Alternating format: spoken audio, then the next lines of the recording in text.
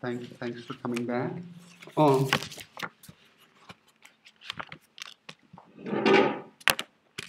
Let me begin by putting up again my maybe too handy summary of Hegel's aesthetics, right? Diagram with 3 major individual arts or clusters of arts, distinguished by the different kinds of content and the kind of form that is the carrier of that content, each of which then also has its own way of imagining what art as a whole amounts to, and then 3 major historical periods or temporal aspects, each of which privileges one or another of these arts. What especially matters to me is that all of this represents a sustained moment in the history of thought, and that only the last period, the one Hegel calls romantic, the period of art's famous ending, is the period of art's explicit consciousness of itself both as art and as historical, which is to say that the moment of art's ending is also the moment of such life as art actually has. That's why I'm not going to worry too much about the death of art, but we'll worry a fair amount about the pastness as one of its crucial dimensions. In effect, what Hegel imagines as history, I take, sort of following Buren last week, more nearly as matters of tense and grammar that are sort of completely entangled in and across the individual arts. So with that, what I want to do today is talk a little bit about Richard Serra's work. On my way in here this afternoon, I stopped. If you haven't been to the show just over here on Britannia Street, it's really a terrific little show of big work. And I have tried to weave into here a couple of references to the pieces in that show because they are as good examples as the ones I had put into the PowerPoint in some ways. So I start here. In 1992, Richard Serra placed 2 nearly identical forged steel blocks in the Tate's Duveen galleries. Their exact dimensions and placement were determined by a variety of calculations derived from both the given architectural situation and the presumed size, particularly the height, of an average viewer.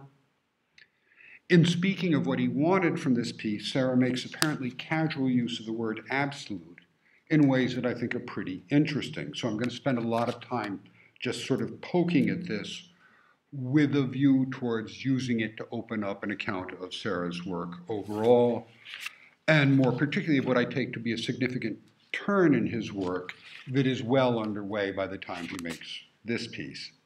And of course, I'm going to try and connect all this up with Hegel's use of the word absolute, although that topic is going to carry on into next week's lecture as well. It'll get much fuller treatment in relation to that old warhorse I'm going to be revisiting, Michael Fried's essay, Art and Objecthood. Let me start with this comment by Serra, which comes in response to a question from David Sylvester, asking him to relate this piece, Weight and Measure, to another work shown in Switzerland a little bit before.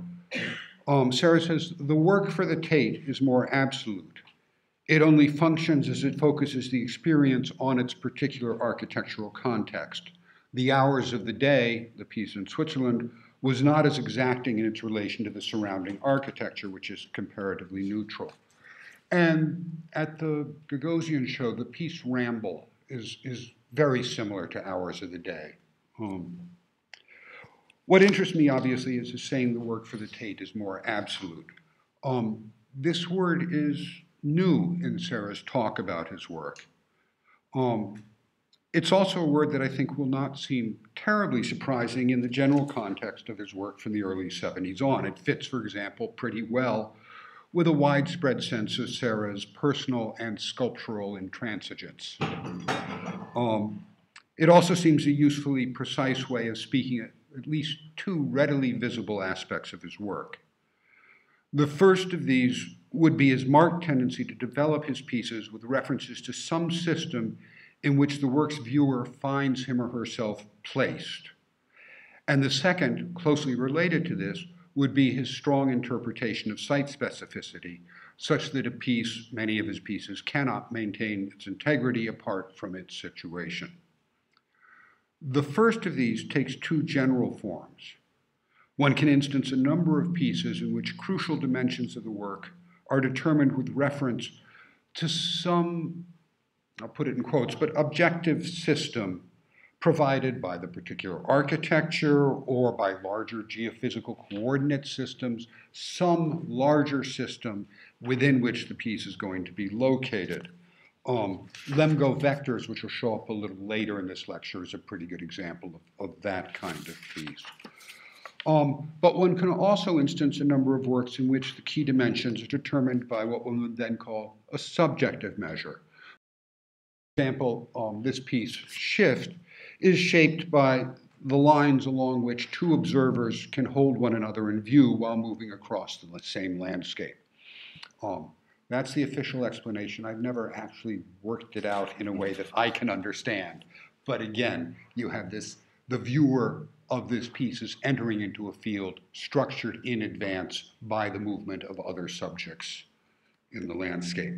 Both of these strategies, the reliance on objective systems, the reliance on more nearly subjective systems, appear to aim at the same end, which is most usually phrased in terms of bringing the viewer's embodiment directly into the experience of the piece, either by letting that body discover its internal relation to the piece, or by holding that body explicitly outside the terms of its composition. Right? Both strategies work equally to defeat the kind of direct, tacit, idealized self-recognition that Serra presumably takes to be at the heart of a very problematic anthropomorphism deeply embedded in the sculptural tradition. And I think it's notable that if we ask what the word absolute would mean in relation to this dimension of his work, it means primarily by contrast with the relative and the contingent, and it's evidently would be invoked in order to free up the force of precisely of what is relative and contingent. Right? The viewer discovers his or her contingency relative to these more absolute systems that are structuring the piece. A second sense in which Serra's work generally might seem to invite the use of the word absolute is slightly different. It would aim at how the work is exactly and entirely what it is, where it is, how it can be neither substituted for nor displaced elsewhere.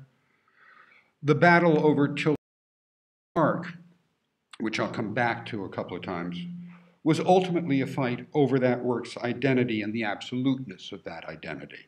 That is, the argument was the people who wanted to move it saw it as a kind of thing that could be moved. And Serra saw it as the kind of thing that was so integral with its site that to move it was to destroy it. It was not possible. The piece is not portable. Right? This invocation of absoluteness, if we were to use it here, would be for its own sake. It wouldn't free up the relative and contingent so much as try and address the way in which the relative and the contingent, the site, is given a new condition by the sculpture. The particular plaza or meadow or hillside in which the work is made doesn't cease to be the particular contingent thing it has always been, but insofar as Serra's work allows it to transforms it, it takes or becomes its own measure in some new way. The contingency of the site ceases to be relative to anything else, and the work, as Serra often says, establishes a measure, takes the measure of its site. Right? Different as this sense is from the first, I think it extends and deepens a sense of Serra's overall project as having an important stake in grasping the contingent as such. Taking a different angle on this question, it's notable that Serra's ways of talking about his work don't often produce words like absolute at all. That is, words that attempt some kind of general characterization of how the pieces appear, what general kind of presence they have. He avoids that kind of talk. His distinct tendency is to give very close descriptions of both the material involved and the specific decisions made. So, for example, with the Tate piece, we get remarks about the choice of forged steel, about the particular shape that he has chosen, and its highly particular dimensions. Each of these is taken up very firmly in the context of a particular effect holding a sculptural volume that Serra says is his goal for the piece. Serra's account of how weight and measure came to be two forged units, both 9 feet wide and 41 inches deep, one 60 inches high and the other 68 inches high, placed at either end of the gallery, is an account of what he takes to be necessary to make a sculpture there. And this typically is what he's most interested in saying about his work. By contrast, so the word absolute belongs to a rather different level of descriptive concern, on the face of it less empirically bound to the work, and closer to other terms through which we try to characterize the general look or feel of a piece. In post-war American art, this is the field in which the word abstract figures prominently. It's a word that's always mattered and been available to Serra in speaking of his work. And it's also the field in which such words as specific or concrete come to occupy important positions by the end of the 1960s.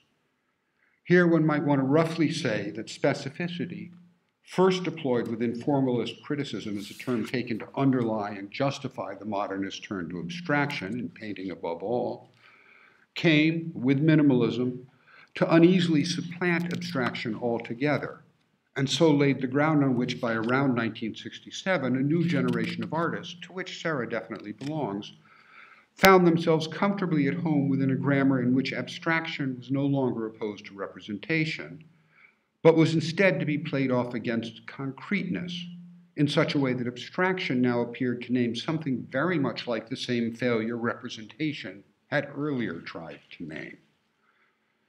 It was a condition of this shift that the field in which it made sense was no longer obviously that of painting. Painting is seen to have been sort of become hopelessly abstract.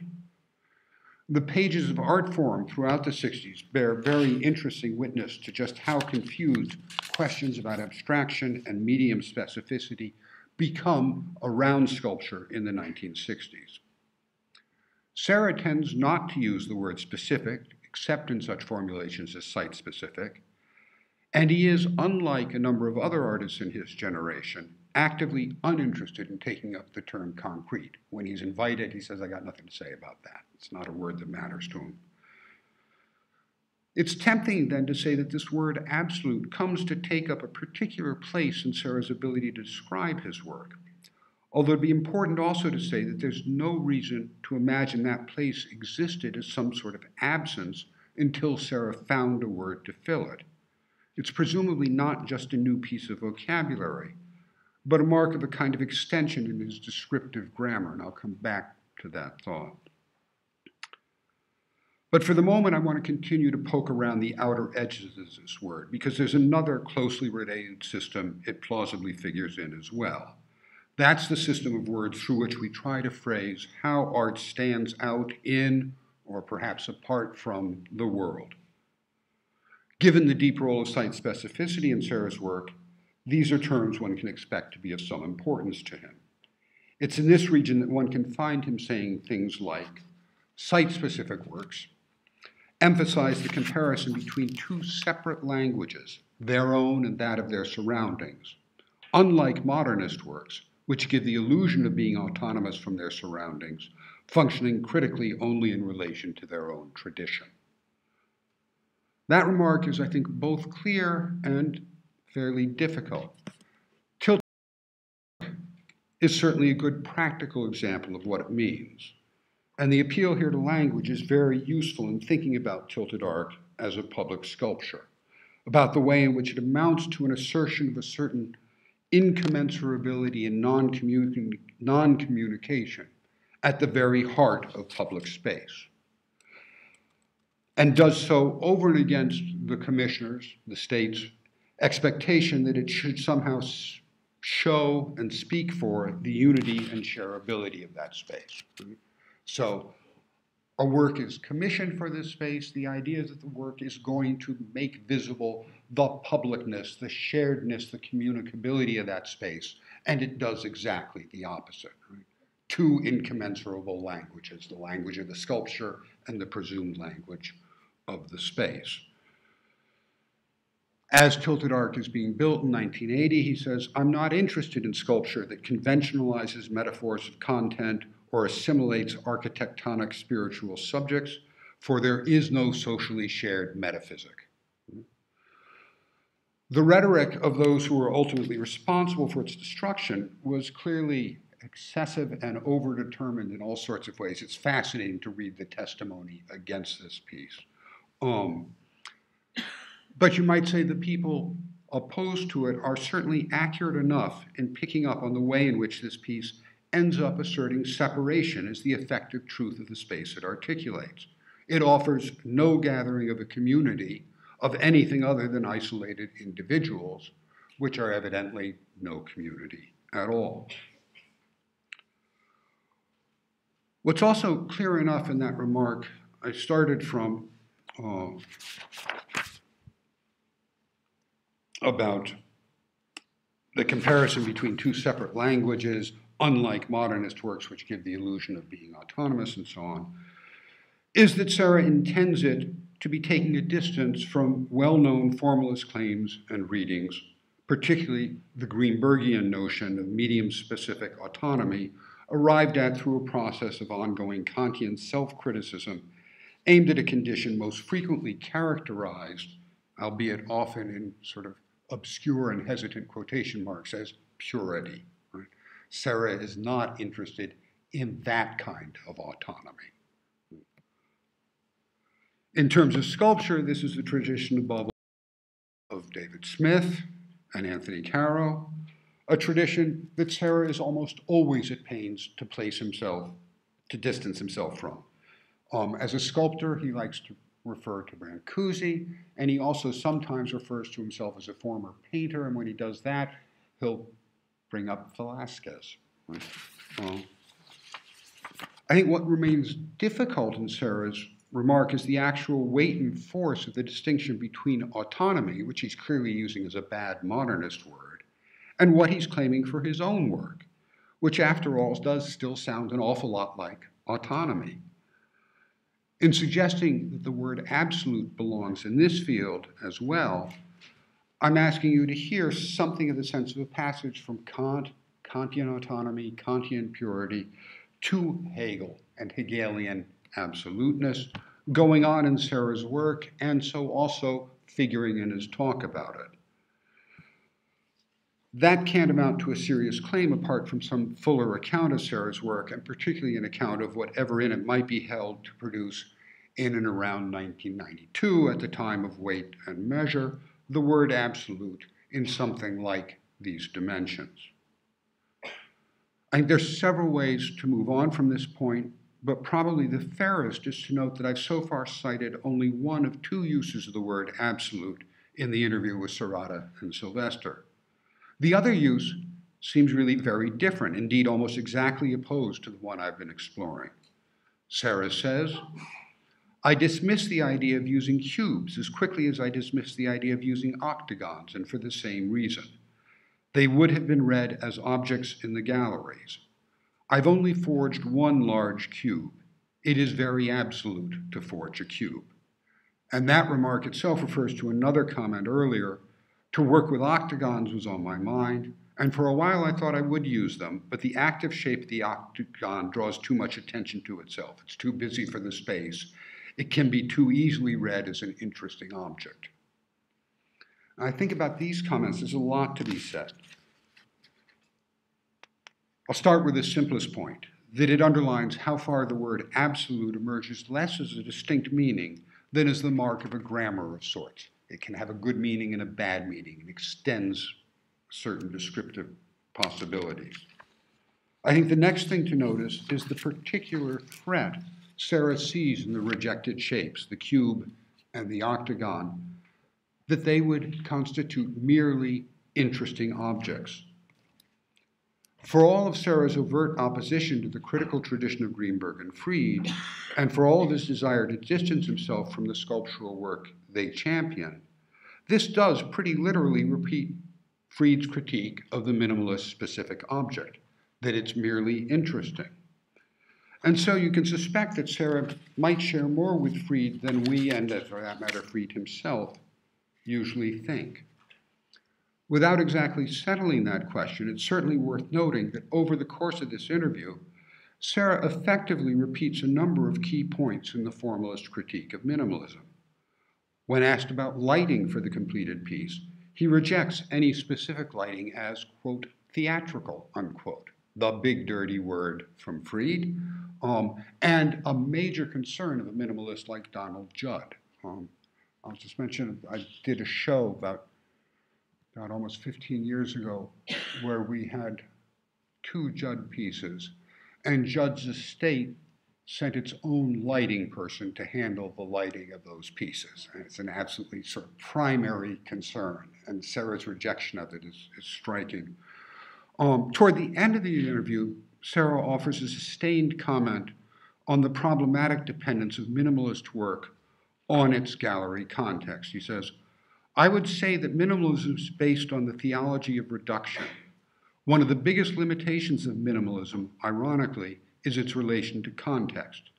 The work was originally made in and for a loft space, which was then imitated by the galleries of the 1970s and 80s. Now the container and contained can both go into circulation. The minimalist notion of site specificity was always limited to the room, the perfect white cube. That explains why any attempt to place minimalist sculptures in the landscape or urban sites reduces them to homeless objects. All of this can be read right out of Freud's critique of minimalism. Once again, oddly miming the formalism he otherwise opposes, Serra tells the French critic Bernard Lamarche-Vidal, the work I make does not allow for experience outside the conventions of sculpture as sculpture. Serra entered into the making of sculpture at a moment when its possibility appeared significantly blocked, and I'm going to make that stronger as I go along, just because the space in which sculpture might be made appeared both occupied and transformed in advance by the minimalist object.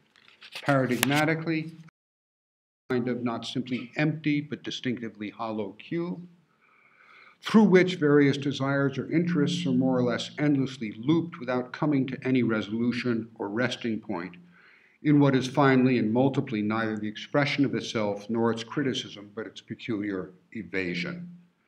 It's hardly surprising that it's a cube that should show up with the force of the unacceptable absolute set against the more desirable absoluteness of the Tate piece.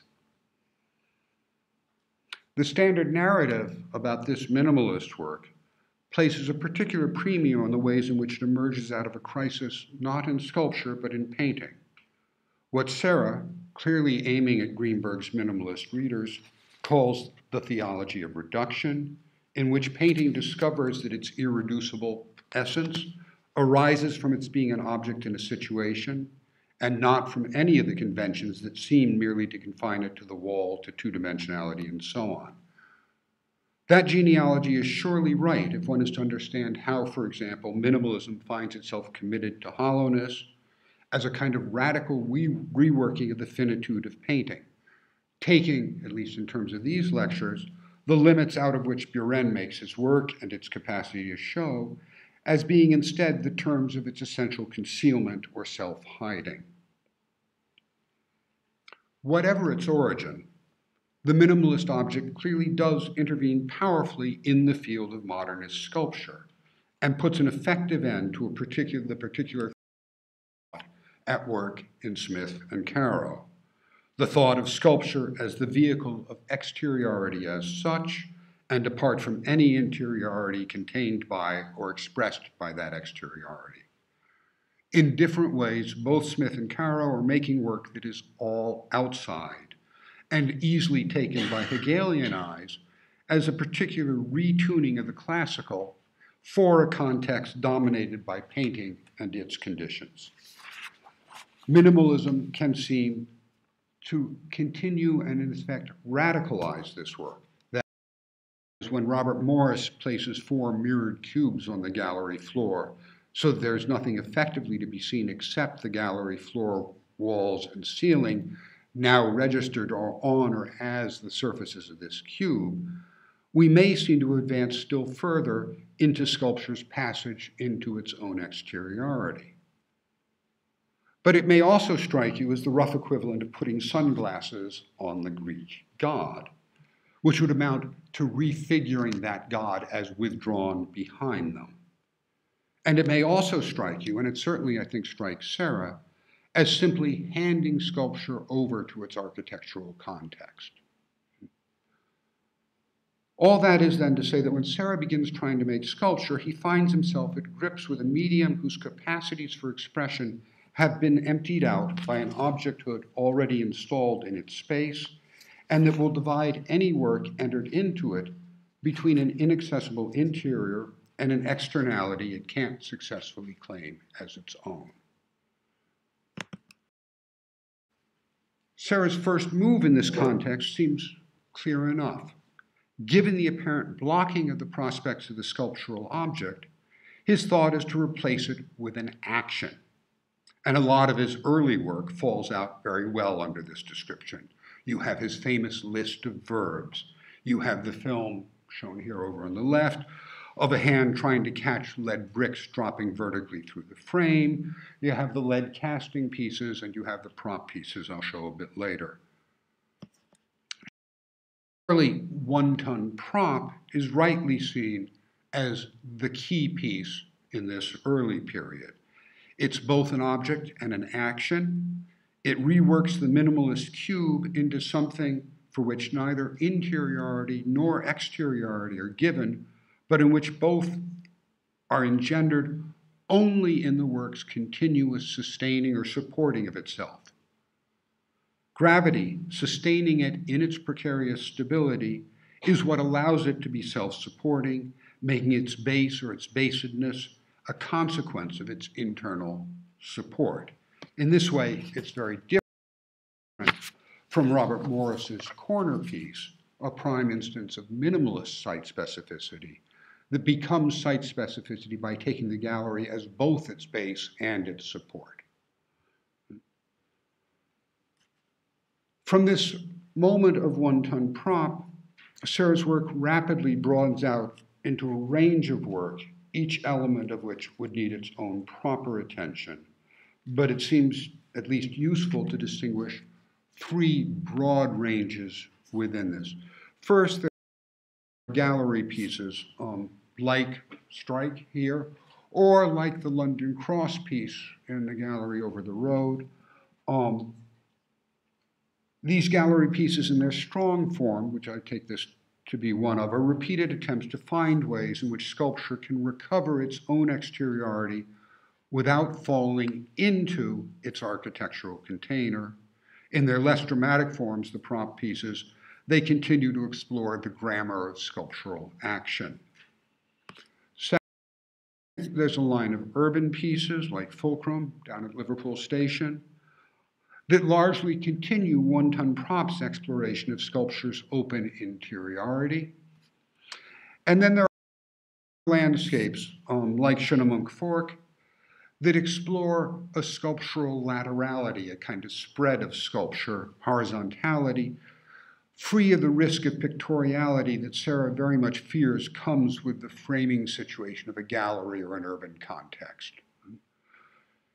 In saying these three threads form a practice, I mean that together they enable an ongoing imagination of sculpture in which its various elements are repeatedly separated out and tested and recombined in complicated ways that both continue its making and keep its possibility in open and productive doubt.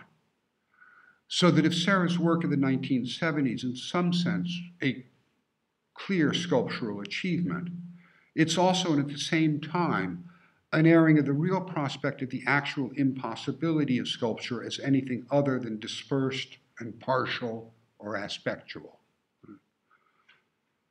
I think there are a number of notable features that cut across this work. The first is its general orientation to something like the plane, and so also its continuing openness to and worry about a certain pictoriality. It's flirting with something like painting on one of its sides. A second is the emergence of a distinct interest in geometry, and that's not always readily apparent at first glance. But a piece like the one outside Liverpool Station may look like a relatively ad hoc propping of its steel plates against one another, but from the inside, it becomes clear that this propping is designed to resolve a hexagonal footprint into an equally regular pentagonal window onto the sky. And this is a regular feature of Serra's propped vertical urban pieces.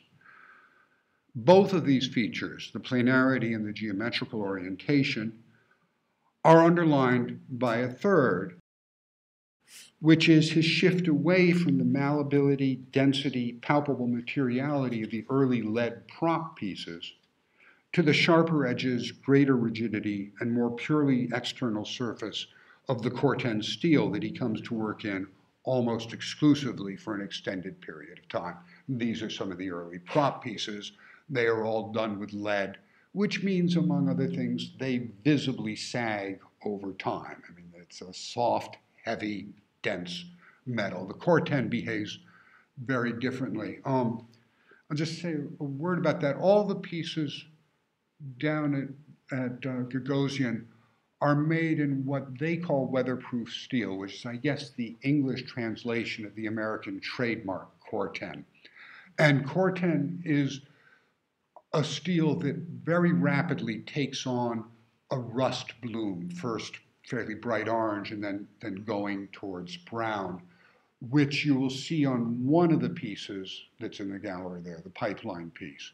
The other three are too new for much of a bloom to have developed on them. And I've actually asked him about this because I was a little surprised. Evidently, even the forged piece there is in Corten, which seems surprising to me. I'm still thinking about that. Anyway, the result of all this is a body of work of really, I think, exceptional strength, and that was very quickly received as kind of definitive for any effort to think about contemporary sculpture. It's also a body of work that is in some sense a kind of failure. And I think the simplest way to put that is to say that it pours almost all its energy into refusing to let itself be assimilated to either painting or architecture without, as it were, ever actually establishing itself as sculpture. It is sculpture by default, by the indirect measure of its resistance to what it isn't. That's probably too simple a way to put it. It's probably more accurate to say that there's something about how it is sculpture that it hasn't quite taken on board yet, and that it can't take on board without significantly changing its form. I think Serra was undeniably right at every sort of moral and legal level about the outrage of Tilted Ark's destruction, but I think it is true that he knew even before that battle was joined that Tilted Ark was also visible proof of what his sculpture could not yet be. That is, it couldn't be actively public, or as it might better say, it was unable to imagine or realize the actual terms of its publicness. In general, this was a test he had held himself apart from throughout the 70s by virtue of the relatively flimsy argument about the need for the work, in the name of its autonomy, to hold itself apart from ideologically overdetermined spaces. So he wasn't going to make public art because he was ideologically at odds with it. So the works he did make were designed for specifically marginal urban sites, various kinds of waste space, not official public space. I call this argument flimsy because, as Serra phrases it, it depends both on embracing the common thought that everything is ideological and finding some way to flee from that or discount it or sneak past. I suspect Serra of having seen something in Tilted Ark on the evidence of his next major public piece, Clara Clara, which was put up in the Tuileries in 1983. At some point, it was moved out to La Défense. I think it came back to the Tuileries for a while, a couple of years ago. And I sort of presume, but don't know, that it's back out at La Défense now. I'm not very clear about that. tilted arc was geometrically essentially a slice or a peel off of the surface of a cylinder that was then tilted by the angle at which you might imagine that cylinder placed into the earth. Right? Just as the slightly earlier and less controversial, because again it occupies one of these peculiar non-public spaces inside a traffic rotary. St. John's rotary arc is made from a cylindrical section, peel off the cylinder, placed off-center in its context. Clara is different from both the rotary arc and tilted arc in at least two respects. First of all, it's a double arc. The two sections are placed like parentheses, back to back. And the section from which it's made is the peel off of a cone, not a cylinder. That is, the curve here is a conic section. These two differences are intimately related, and they both involve a real geometric eccentricity, right? There's a kind of multiplication of centers pulling against each other. In the years since, Serra has frequently remarked that something new starts with this piece. It takes him, I think, about a decade to consolidate what starts here. And again, there are several lines along which the work develops. There's a line that explains linear multiplication, like this piece, snake.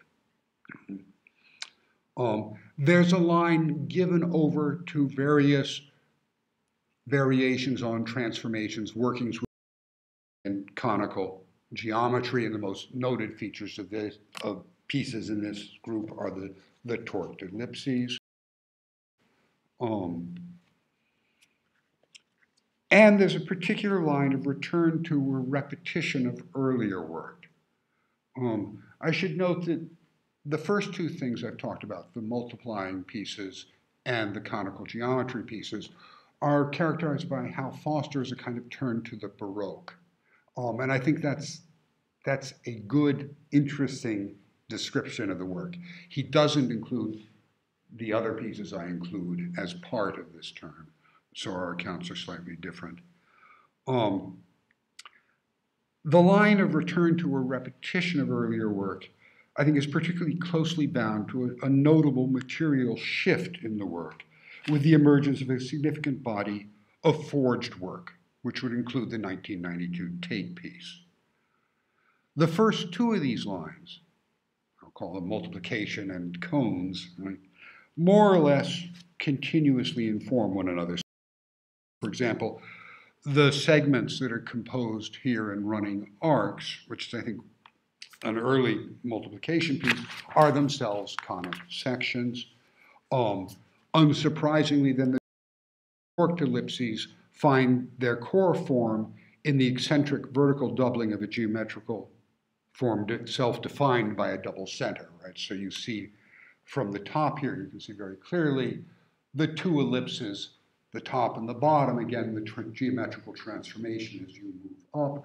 The ellipse itself is a form with two centers, and it's not surprising that these almost immediately unfold into these double torqued ellipses. Now, forged work has its own complexities. On the one hand, Serra makes or remakes a number of his early prop works in forged steel. It's a very different material than the lead that he initially worked with. And in some cases where he is literally remaking a piece he had made in 69 or 68, he'll double date it. It'll get a date like 1968/1992. This T-corner prop is not one of those. And at the same time, he begins working both in gallery pieces like Weight and Measure and in landscape pieces like Lemgo Vectors here, with forged solids of various kinds. Right? So you have this forged knot cube in the foreground, and you can see in the background it's another one of these lateral landscape pieces, but now made out of these forged cubes, blocks,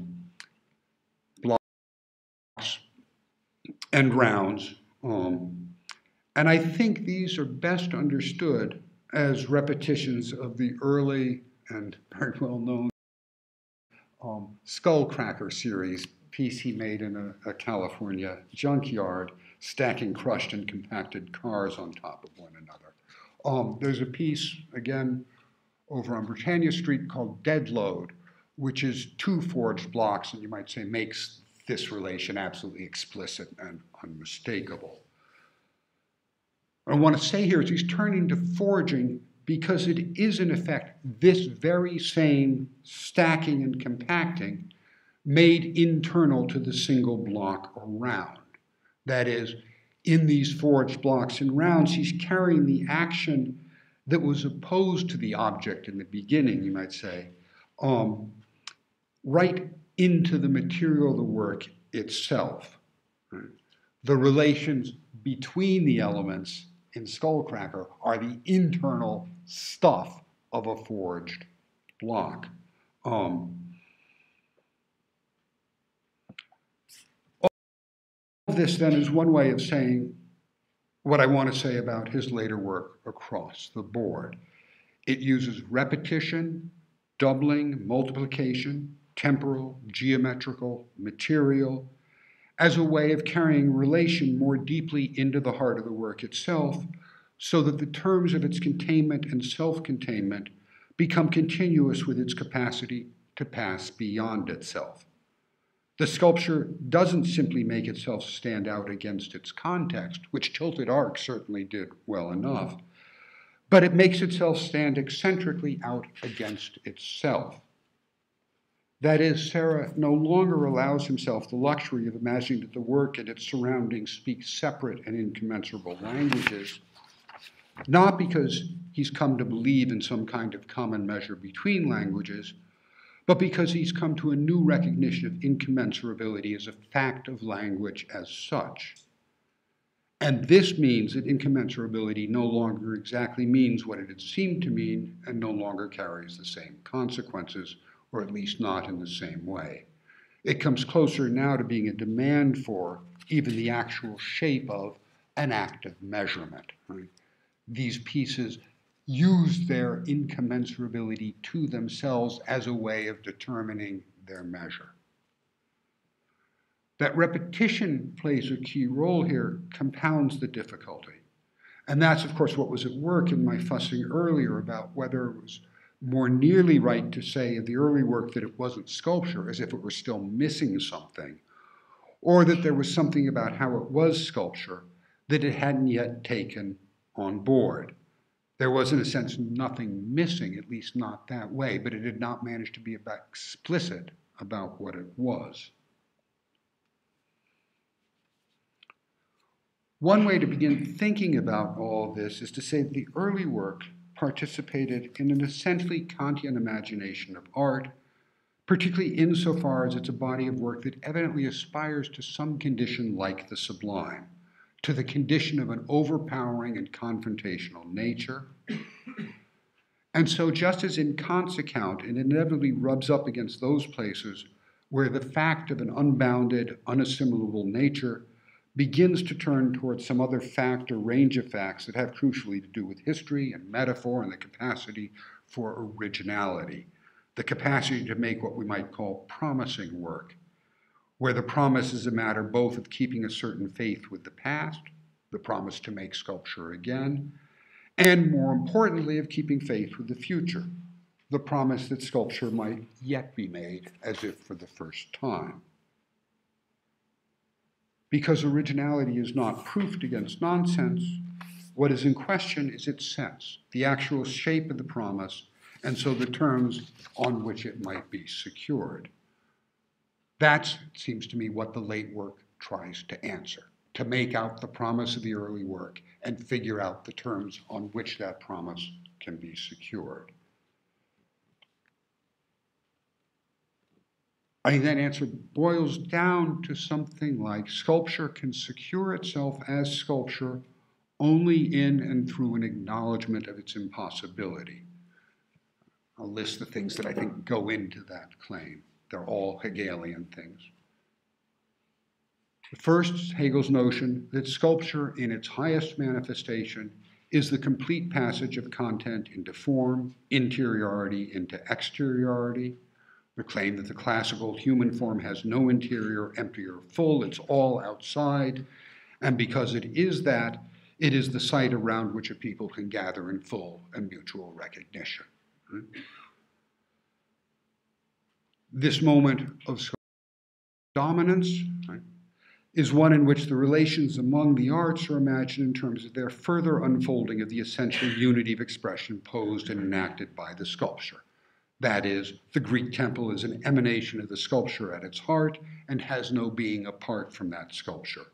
Sculpture's achievement in this sense is the achievement of a unified culture. Greek sculpture makes Greece. Now, Serra's sculpture is clearly not classical in this sense. But I think Hegel's account does name in their essential interconnection the central stakes and processes underlying Serra's work, the refusal of interiority, the struggle to find terms of publicness, to work out the recognitions it can and can't enable. Hegel's romantic or modern is defined by the unavailability, the impossibility of the fully sculptural. It's precisely an era of art over and against culture. Its arts, painting, poetry, music, are the arts of finitude, and the relations among them are, so to speak, merely systematic.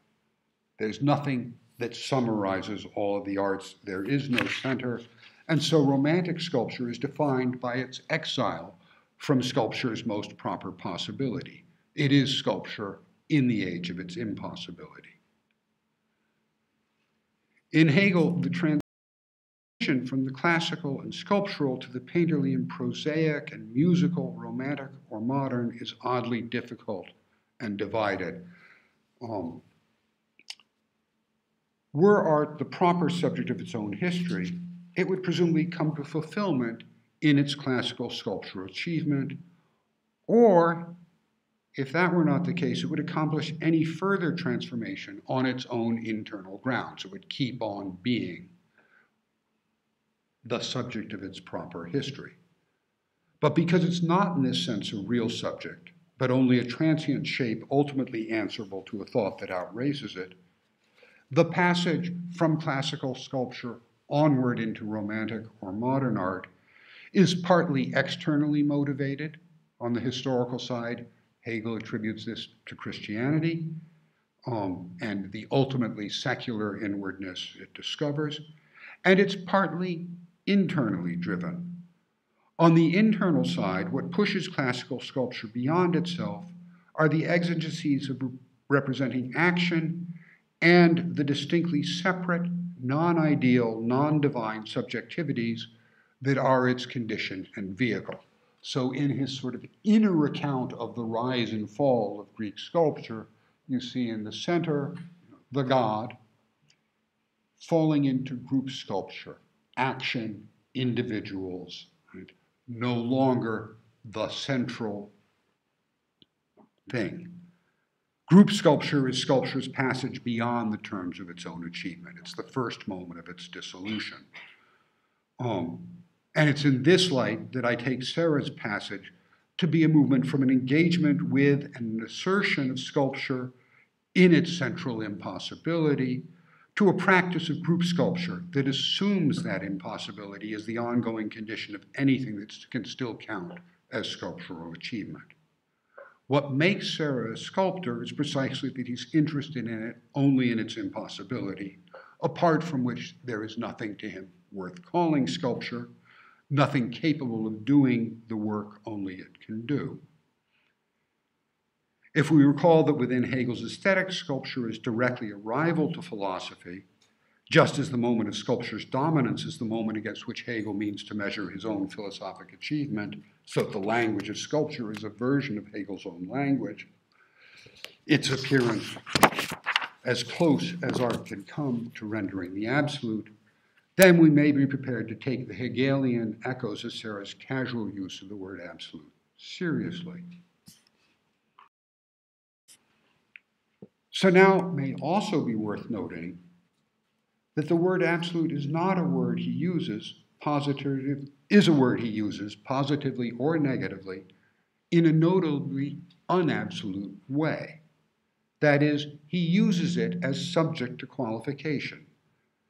The forged cube that he decided not to make is, he says, very absolute. And weight and measure, he says, is more absolute than the hours of the day. Unqualified absoluteness is evidently foreclosed, a foreclosure reflected all across his multiple and divided practice, as well as in his systematic eccentricity and the kind of close and constant struggle with architecture, something he notably shares with Buren. Absolute appears to be inseparable in Serra's use of it from becoming absolute, as if any term to that becoming, any apparent achievement of its end, would amount to losing everything. Presumably, that's just what it means to speak of sculpture and its impossibility. It's this struggle with its own necessary appearance as becoming that makes that impossibility not a simple fact of historical belatedness, but a structural condition of sculpture's actual and ongoing presence, and of its claim on thought in its continuing achievement and inachievement. Now, I haven't actually said anything about what Hegel means by the absolute in speaking of the absolute. That'll have to wait until next week. For the moment, I want to turn to an essay by Jean-Louis Nancy called The Weight of Thought that has often seemed to me helpful with what I'm trying to say about Serra, in part because it seems itself so finely balanced between the sculptural and the philosophical. Nancy begins from the common enough French and American idiom that assigns thought or certain thoughts, let's say, a greater or lesser weight. And it's clearly motivated within Nancy's own writing by his way of insisting on thought as an extended thing, always, as he puts it, partes extra partes, one part alongside another. So the essay is an attempt to work through the relations between weight and thought, and more particularly to work through the possibility that in a common idiom, a thought might miss its own weight. Nancy does this in part by taking weight not to be a direct property of a given thought, but as something that becomes palpable only through something like its scansion, its capacity to take or be its own measure. The weight of a thought, he writes, is exactly the inappropriability of appropriation or the impropriety of the proper to the proper itself, absolutely. That explicit courting of repetition and apparent paradox is typical of one of Nancy's ways of writing. Some part of what that sentence clearly needs, if you're going to get any sense out of it at all, is to hear absolutely right in the phrase proper to the proper itself, comma, absolutely. That is, you've got to hear it as fully an adverb, fully Hegelian, fully anti-Hegelian, in ways that I'm going to try and pick up on further next week. I think it's enough for now just to catch in it the demand that weight be taken not as what holds a thought centered within itself and firmly grounded, but rather as what tips that thought always towards its outside. The weight of a thought does not belong to it as if to an individual and self-contained and independent repose, Hegel's standard description of classical sculpture.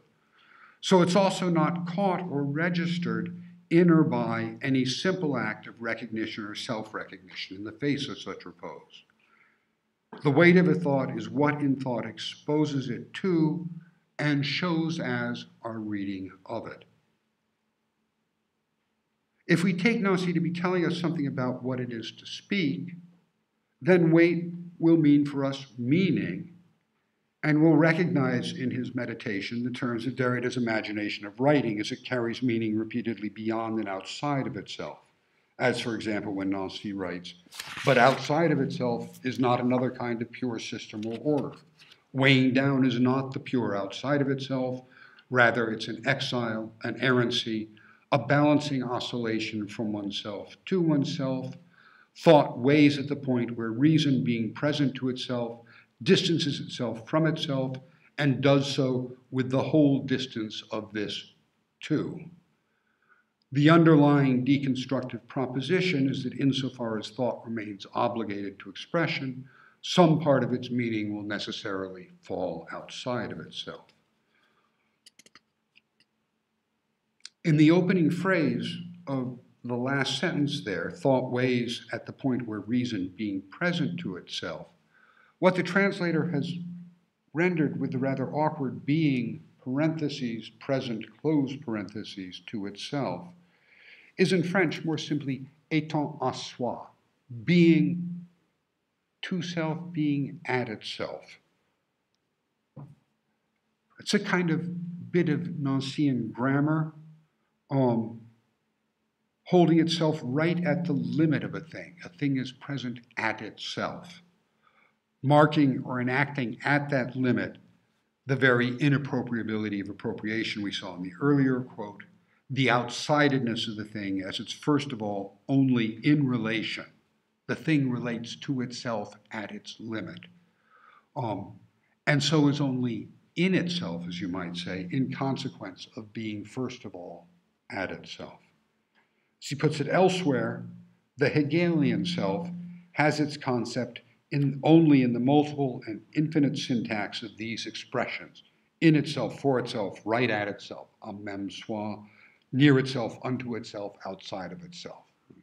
So it's that sense of a thing being self-relation, and that self-relation then placing the thing in some sense at its limit, on its outside.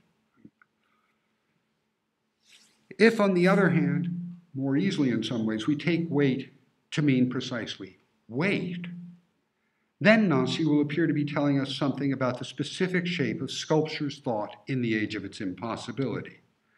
So that when he writes that the weight of a thought doesn't gather a community or bring about intimacy, but relentlessly exposes a common exteriority, a spacing, a co-appearance of strangers, we get what seems to me a strikingly clear view of how Serra's acts of propping and balancing unfold through the political starkness of Tilted Arc to the still disparate and contingent but nonetheless social work of encounter that emerges in and around the spaces and passages of the late work. These two thoughts, of meaning on the one hand and weight on the other, taken together figure ours as a time in which philosophy and sculpture share out their impossibility, find and lose themselves in one another, tracing out the continuing exigencies of a thought at grips with its own materiality. Nancy's essay is certainly not written on, in the sense of about, sculpture, let alone about Richard Serra's sculpture. But I do sometimes find myself imagining its closing paragraph as if it were inscribed on Serra's three-piece Gravity, a piece made for the Holocaust Memorial Museum in Washington, D.C.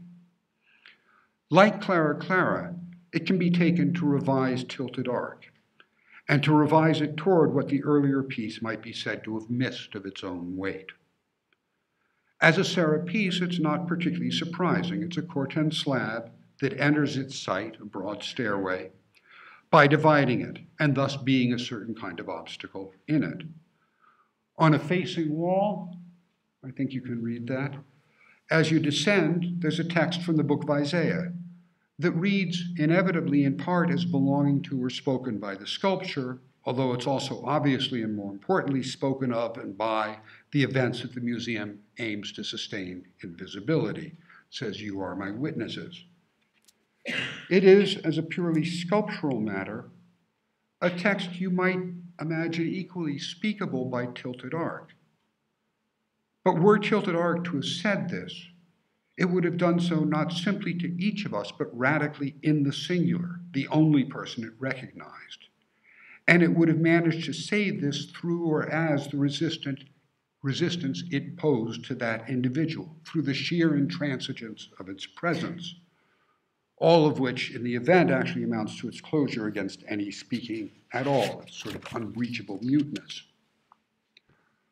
Gravity doesn't exactly do away with that intransigence, but it shifts it so that it is closer now to the intransigence of something like fact, rather than, say, will or determination.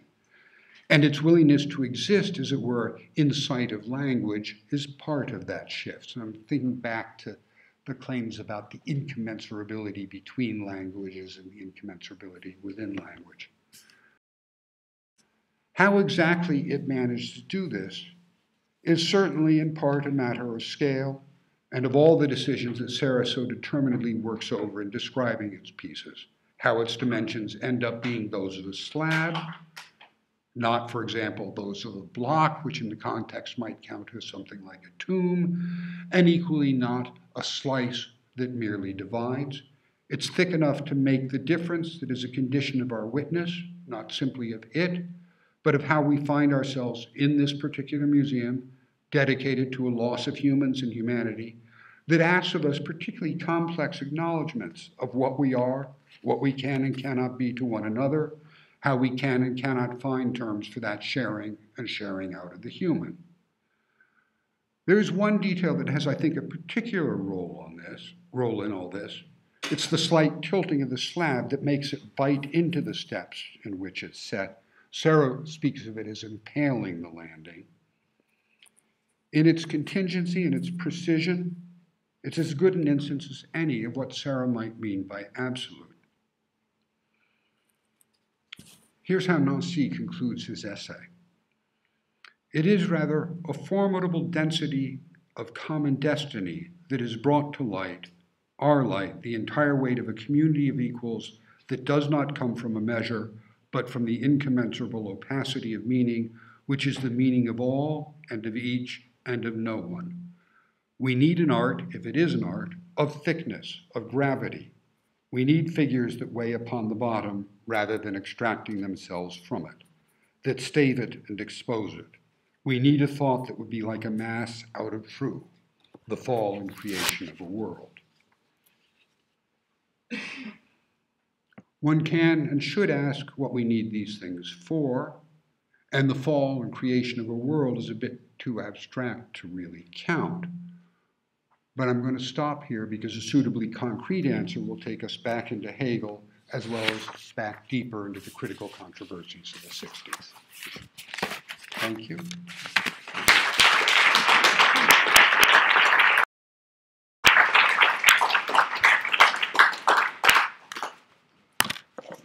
I'm happy to take questions, or we can take our tickets to the bar. Can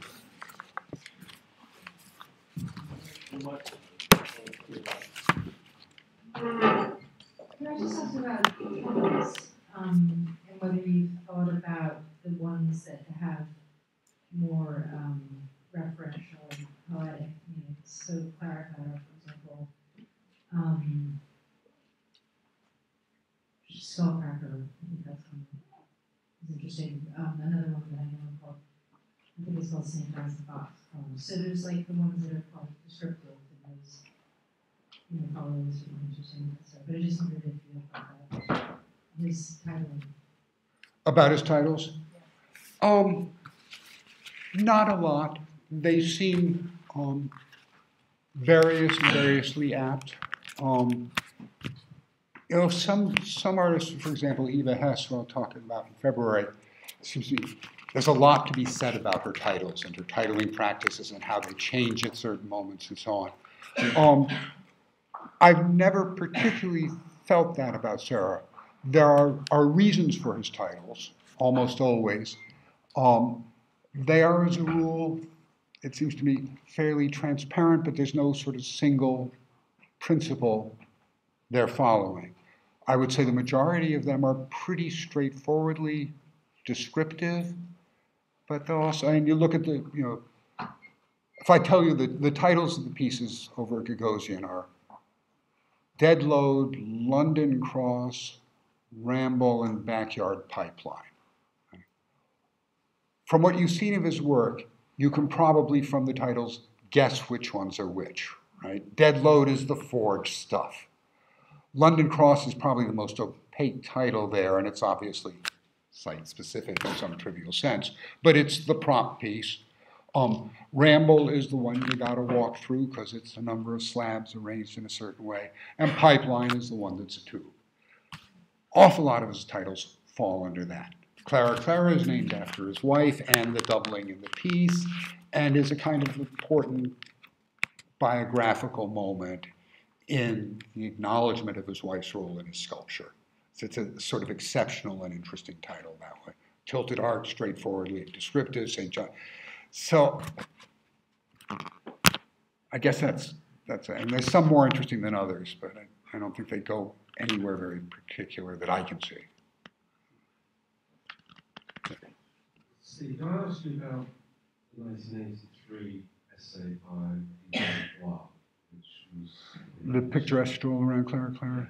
Yeah. Which was in the Serra Castle yeah. show, so presumably, so liked it. Presumably, yeah.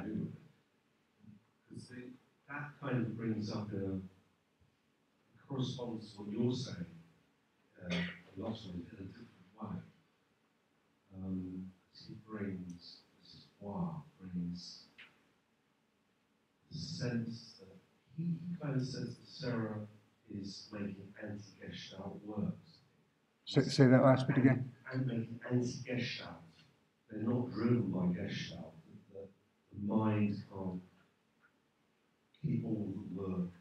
You can't keep hold of the totality of the work in your mind like Clara. Because as you move around it, it changes. So Bois goes into this thing, this parallax that somehow driving the work. And this movement seems to correspond with something you said about action. Yes. He uses shift as well, I think, is another major example in that essay. But it seems, I don't know, I don't really know that much about Serra in that sense. Like if Bois wants to use the picturesque, because it's a picturesque stroll around Clara. He's evoking the aesthetics of picturesque, which I think he describes through Price, corrected to the sublime, beautiful. It has to be, I don't know how you characterize that simply, but somehow the experience of the thing, or your relationships with the thing, or the sculpture of the work, has to condition it. It can't be just, I suppose, situated by some affective scale, so that the sublime, etc. Yeah, okay. It's been a long time since I've looked at that essay, so I cannot respond terribly directly to your question. But of course, there's a reason why I haven't looked at it in a long time. And that is, in the end, I don't think it's that interesting. I don't think he's picking up on anything very particular about that piece. And I guess I think in part, I have trouble picking up on, as it were, who that essay is addressed to. I think it's addressed to someone who does not really exist, someone who still has a kind of stake in Gestalt that Serra has long not had, never had probably, right? And that you move around Clara, you move around all of Serra's work. It is always assumed. You might say that's a part of what is not Hegelian and classical about Serra's work. Right? So around the Greek god, we gather. With Serra, we move. And the sculpture is built in various ways out of or against those possibilities of movement. And I don't see where bringing the word picturesque in really gets you. So, I mean, I remember at one time reading it with great interest and finding myself referring to it, back to it, less and less. I don't know what else to say. I just don't, to me, it doesn't get at the difference Clara actually makes. And I do think somebody like Foster, although I have my troubles with his account, when he says, this is the beginning of a kind of Baroque phase, he is picking up on something that really is there and is worth saying. It's a little bit the difference, it's the difference in classical sculpture and Baroque sculpture, right? The entry into a kind of eccentricity that assumes a different relation to audience. You know, a lot of what I've had to say about Serra could be said, obviously slightly differently, but could be said also about Bernini's David. Right? It is that mood in the later work, or at least it's a transformation of that mood. So, and that's at least something about other critics. Maybe you can try to do this, but wouldn't you have to kind of distinguish between the phenomenology of the forged work and, you know, like sort of people maybe gathering around those as opposed to the frenetic movement encouraged by the court. Yeah. No, that's absolutely right, and I was a little overdoing it in my response to Mick. The forged work varies. There are relatively few pieces that I know of like Dead Load as it's being shown across the street, in its own room, by itself, in the center of the room.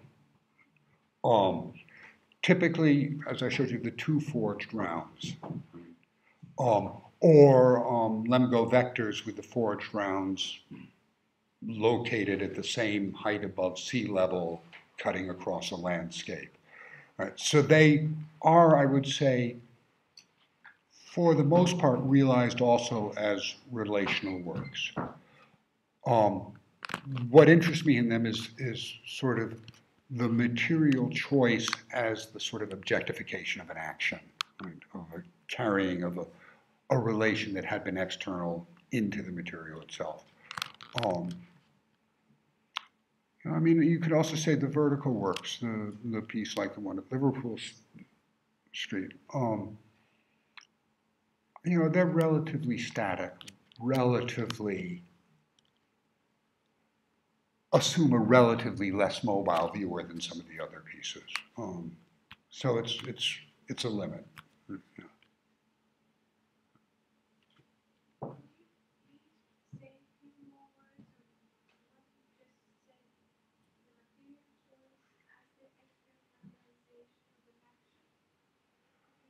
Material choice is the exteriorization of the action. Oh, okay.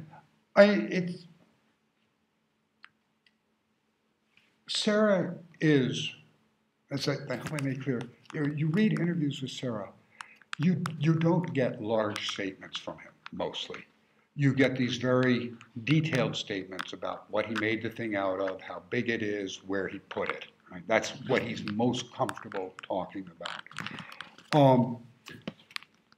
And his material choices and his changes in his materials are, I think, always interesting, always worth paying attention to.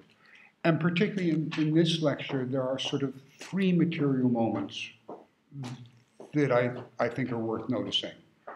The early prop pieces, where he's chosen deliberately a dense, soft material that palpably changes over the course of a relatively short time, right?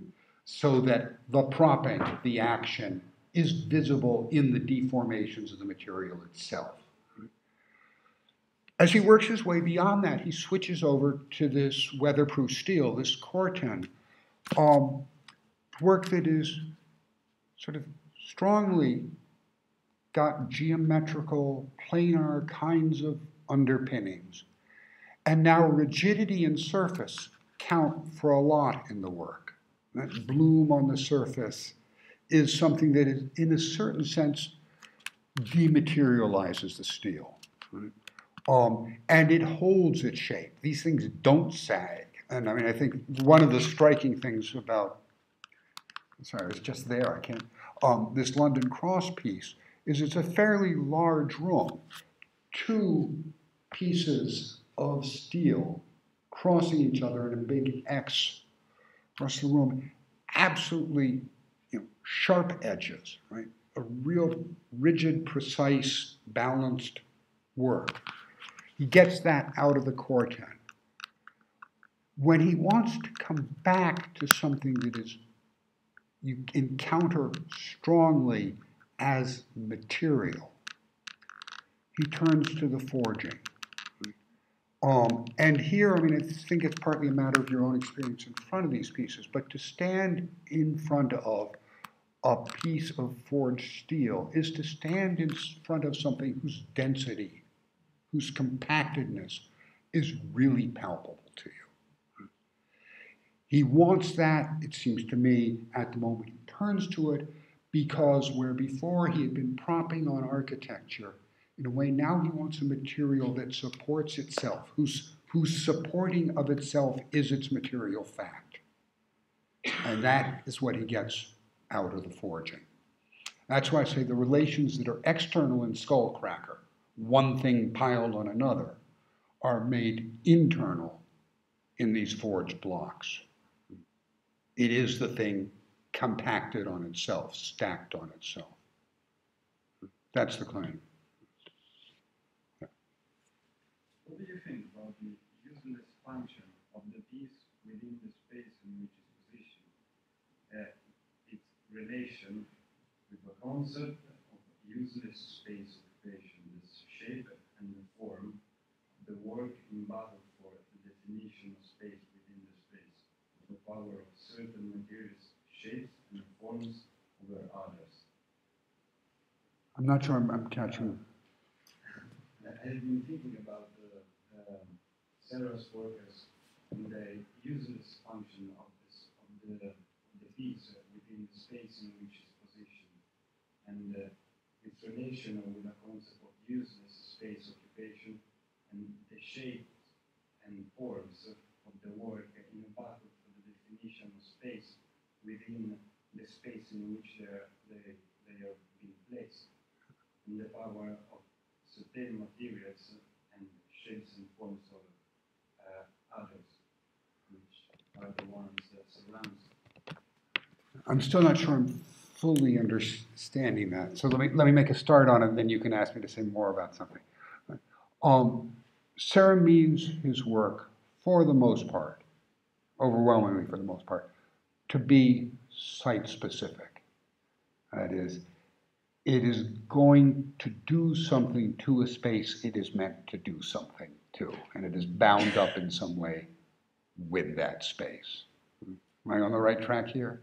Is this the kind of question you're asking? Yeah, it's okay. More or less.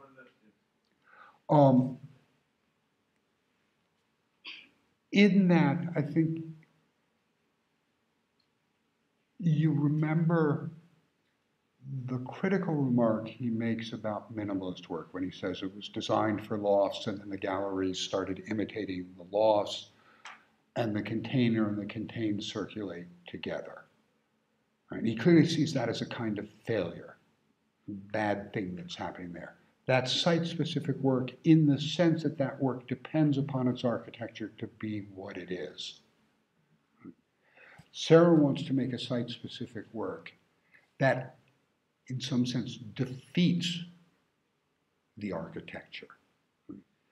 It has to admit the architecture. It has to have a relation to that site. But its relation is to establish itself over and against the architecture on which it also depends. That's the difference I was trying to make out between, say, one-ton prop and Morris's corner piece. So Morris's corner piece enters into that space and gives itself over to the architecture. One-ton prop wants not to do that. None of the prop pieces that lean against the wall want to do that. Is this getting at what you're asking?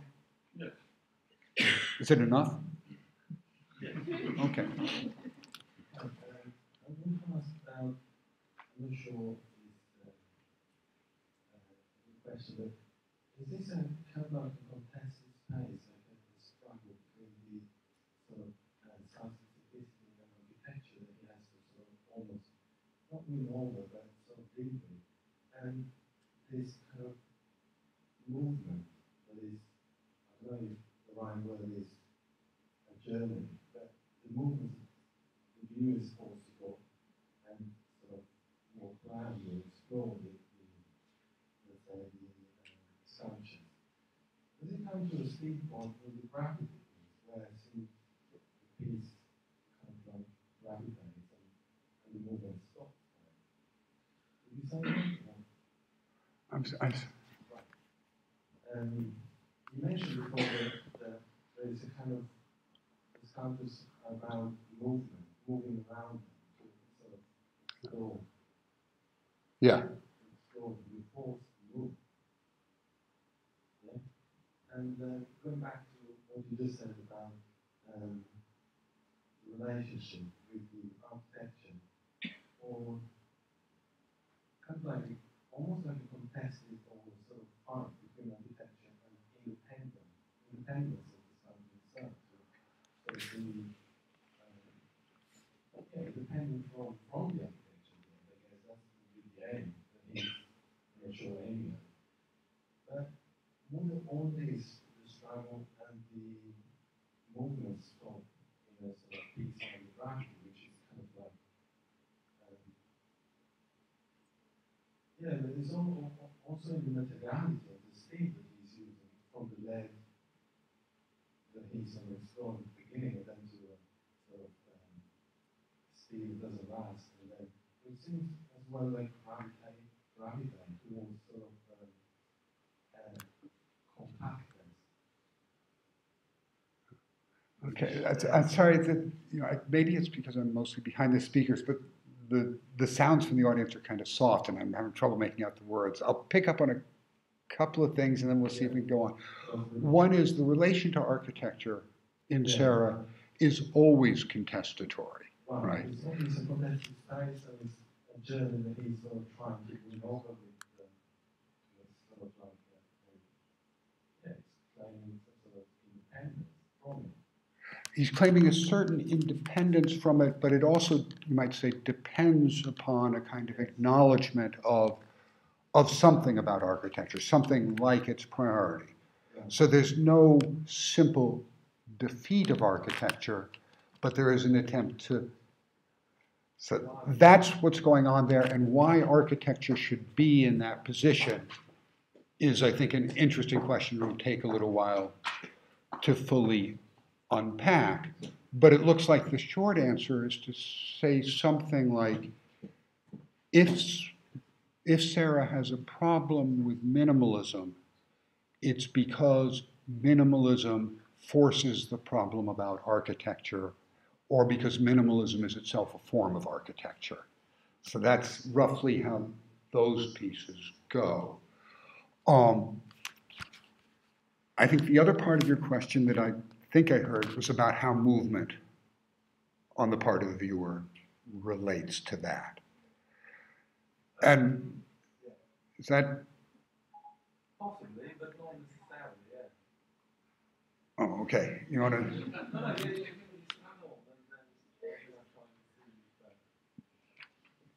And now I guess I want to shift this a little bit too, because this is the question of the spectator for sculpture is always, one way or another, a question of who we are and how we recognize one another. So that's sculpture's essential publicness. The sort of classical ideal laid out by Hegel is one where, notice, the temple is simply a further expression of the sculpture. And we enter into that expression, we enter into it as a gathered community capable of recognizing itself. That's the view. Serra clearly is not making that kind of sculpture. He's making a sculpture in which architecture is not simply a further expression of the sculpture, but is in some sense a kind of challenge to it or obstacle to it, and in which we do not know how far we are capable of recognizing each other or what the terms of that recognition might be. Right? I'd say that's the meaning of our mobility. The point isn't that everybody's running around in circles, but that the space of sculpture is a space of a kind of encounter whose terms are not clear. The big contrast that I was drawing then was between tilted arc, which seems to so thoroughly reject the classical notion of gathering that it cannot really imagine for itself any social fact. There is just the fact of its resistance to you, right? Its being a barrier to. What it seems to me happens in the later work is he creates spaces, and notice how complicated things get here, because he's creating spaces you might be tempted to call architectural. He's making works you can enter into. And when you enter into them, you encounter others. They are passages, right? Say, there's a kind of social thought available to that later work that is not available to the earlier work. Right? I'm saying that's a social thought proper to Hegel's account of what group sculpture does. A sculpture that has action, discrete individuality as its essential problem. Is that? Yeah, it's very interesting. And although I think we link the two together into the gravity is actually the opposite. It doesn't have any passages that you meet anybody. And it has a word saying, you are my witness. Yeah. Which it kind of gets in a situation, but it's almost like there is a sculpture sort of saying it doesn't need any architecture around it. It's claiming its own But it's, where are the words? They are not on the sculpture, they are on the wall. Right? So they see each other. they see each other. They are inside of each other in a different way.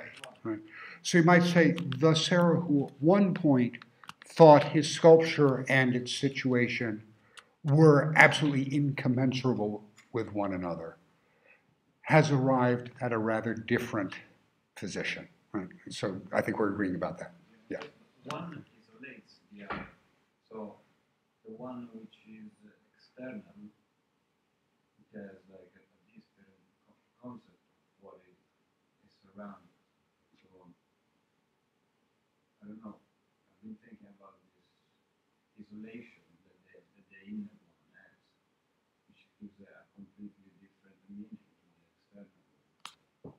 And therefore it's like two completely different works. Because one is like embedded in the other. I'm not sure which two works you're comparing, but I think we agree. Let me get to some other people who've been. Oh, okay. Hi.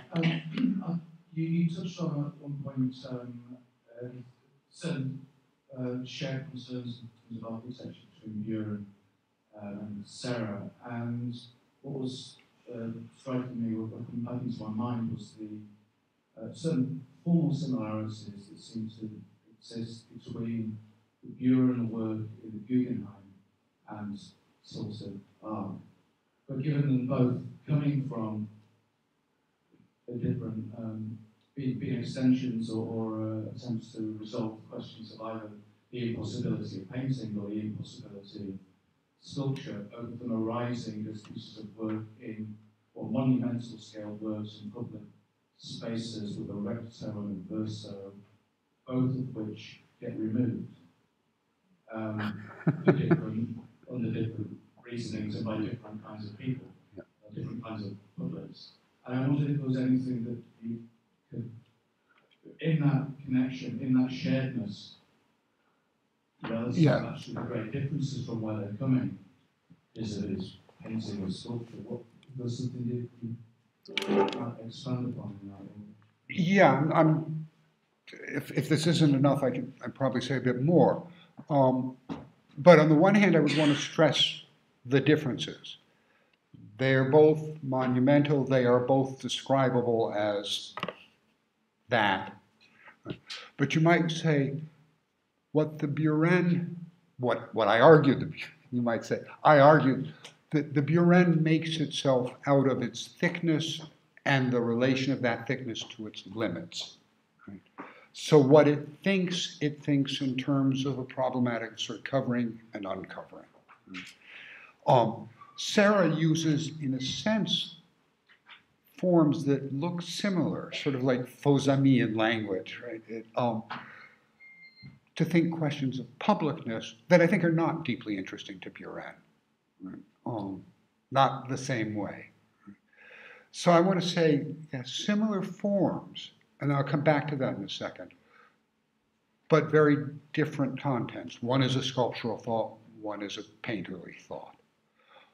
On the other hand, I do want to say, yeah, they're trying to think through the difficulties of something like the same moment.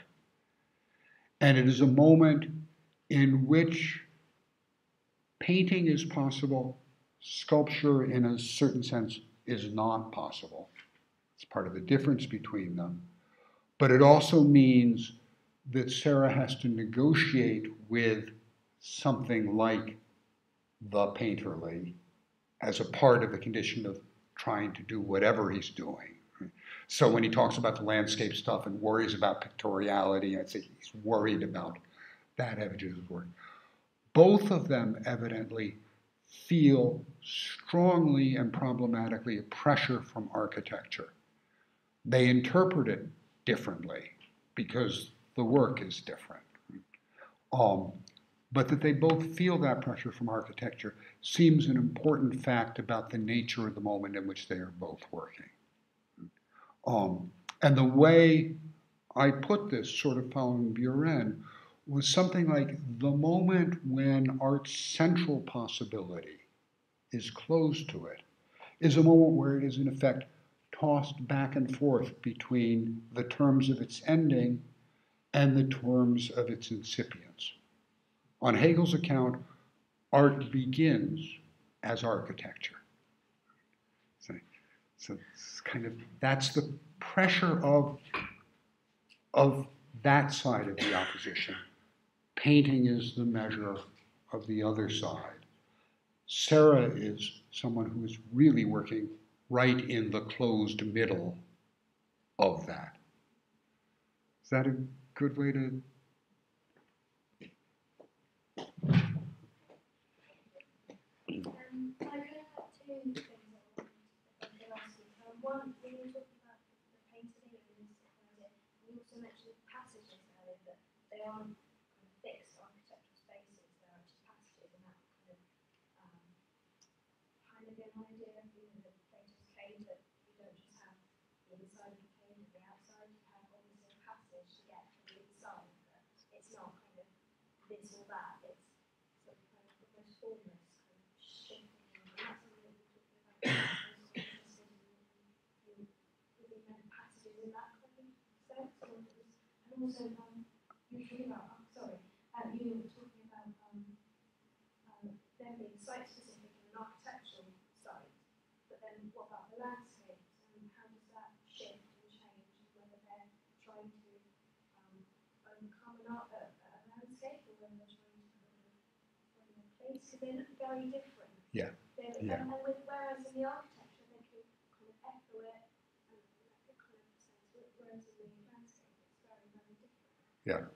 They are very different, and in a way, I'm not going to be able to fully answer that until later. I mean, these lectures are set up to sort of move across the way Hegel divides the arts. So we've done our painting lecture and our sculpture one.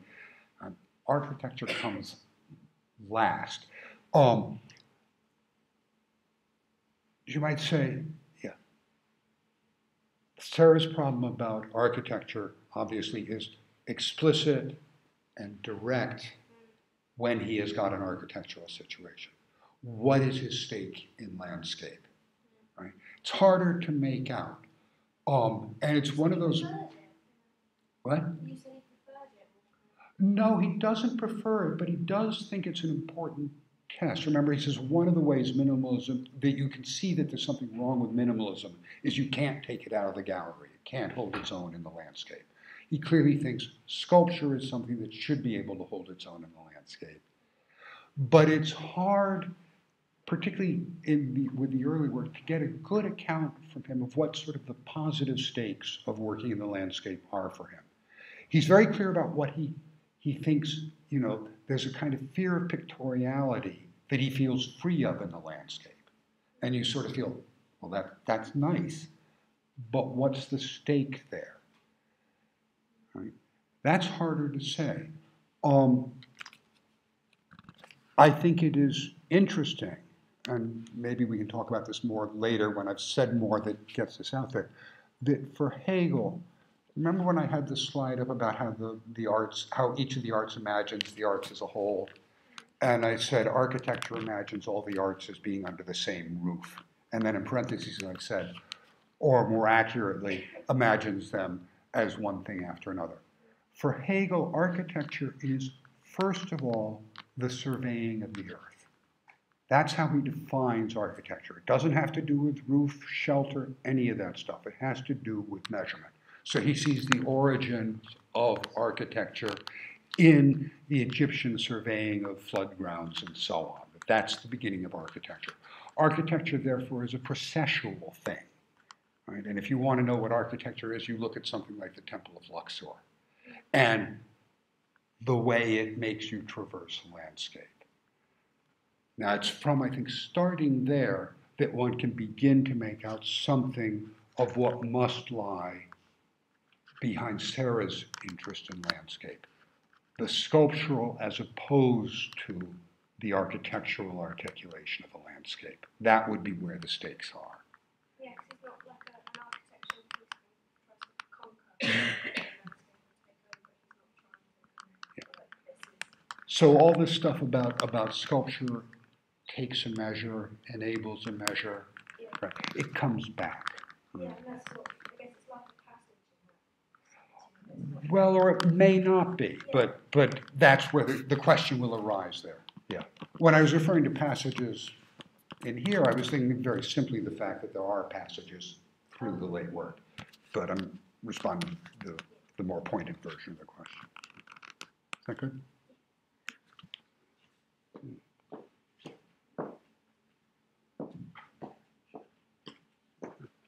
I'll just ask one more, just to preempt what I think you said you were going to talk about next week. In reference to Freed, and the references you're saying that it seems to ring true, that when he says something not really interesting, he's paraphrasing Freed in our logic as the major critique of Freed as being literalist. That's one of the consequences.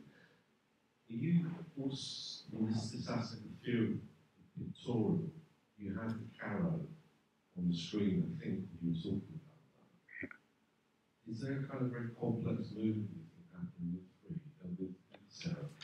That he's at one moment acknowledging one aspect of art and objecthood, while at the same time rejecting or Freed as a certain answer to criticism of minimalism?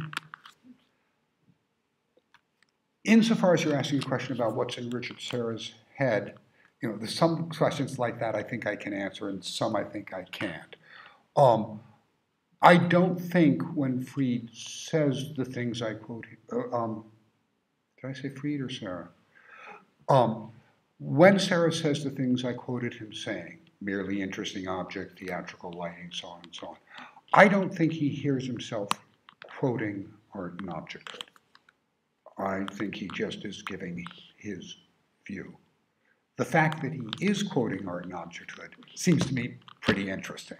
Right? When he worries about pictoriality as a threat to sculpture, does he have Caro in mind? I think it's pretty likely that he does. And of course, the piece I was showing is the one that arguments about pictoriality in sculpture have been particularly oriented to exactly that piece. Here it gets tricky, because it seems to me Serra ends up engaging that problem as he cannot not engage it. So it's a kind of vexed area for him, this, what is the sculpture I come from? In some sense, Smith and Caro are close to him, and he appeals back to Brancusi. And on the other hand, you look at his work, And it's hard not to say he's learned a lot from that work in some way or other. More generally, of course, the strongest claims made for Smith and for Carroll are something like to make this kind of would-be classical sculpture at our moment means, as it were, letting painting dictate the terms of that classicism. Right? So you have to risk pictoriality. You have to resolve pictoriality back into the sculpture somehow. Fried and Greenberg obviously think Smith and Carroll both do that. Serra probably thinks they don't, but it doesn't free him of having that problem as well. Is that?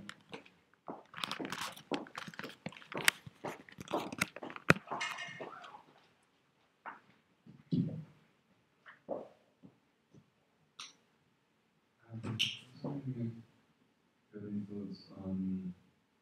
I've always kind of read Serra's the pieces like for example in public space and perhaps boring and perhaps foolish architecture. It strikes me that, and maybe I'm paraphrasing Foster a little bit, but maybe that architecture is coming from a certain bad faith where it's kind of posturing where it's taken out of sculpture, and then is Serra in a sense composing that with a kind of architectonics deployed through sculpture, so kind of knowing bad faith where sculpture is no longer sculpture, it's kind of architectonic, as against these buildings which are no longer buildings but sculpture.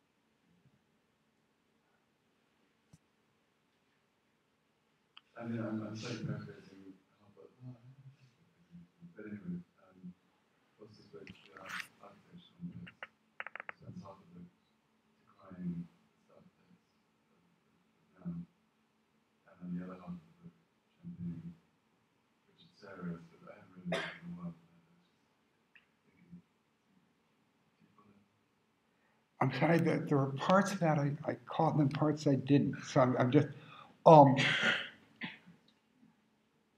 are you asking what the nature of Serra's problem with architecture is? I was saying, do you think there's a kind of, can you hear that? Is that better? Can you hear what I'm saying now? Yeah, it's just I lose some words in there. Okay. You said something about architecture's bad faith. Well, I was saying, do you think there's a kind of curious dialectic in contemporary architecture posturing as perhaps Greek sculpture, and versus Serra using so-called sculpture in architectonic fashion to create a kind of dialectic of really inverse bad faiths? Yeah. The question seems to me utterly appropriate. Part of it involves talking about contemporary architecture in ways that don't make sense now at this moment, but will. And of course, last time with Buren, I was talking about the Guggenheim's aspiration to the condition of sculpture and Buren's intervention in that. In general, these lectures are unfolding in a field of sort of broken dialectics. Right? For Hegel, the dialectics lay everything out very neatly. What we're examining in part is where those dialectics are no longer neat. So it's a field of continual crossover and distinction and so on. I think one of the things I'm saying sort of very straightforwardly is architecture, taken broadly, is the dominant art of our moment. Its dominance is problematic, is something I'm also saying. And it is not surprising that when we look out at architecture, we see it making all sorts of claims, including claims on something like sculpture. Equally, somebody like Serra committed to making sculpture, architecture is a serious, deep problem for him. There's no easy solution to it. And the question of his crossing over into architecture is a kind of internal threat to his own work. I've been trying to make a sculpture, but I've done this other thing. Right? So the question is, I want to say it's just a question, is work in the stuff to be worked over. One of the reasons I think Hegel is interesting is he gives you good equipment for working on these questions. So I think my answer to your question is good question. So.